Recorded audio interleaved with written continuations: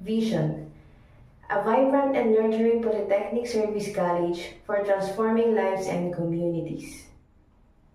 Mission: to improve the lives of people and communities through quality instructions, innovations, productivity, initiatives, environments, and industry-feasible technologies, resource mobilization, and transformational outreach program and service.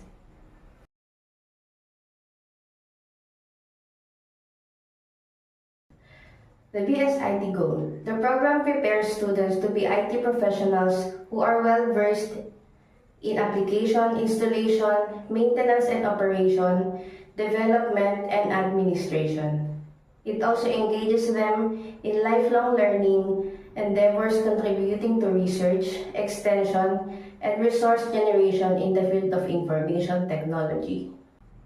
The BSIT objectives: to practice in advanced human resource in the field of information technology, specifically in the development, installation, maintenance, operation, and management of information technology.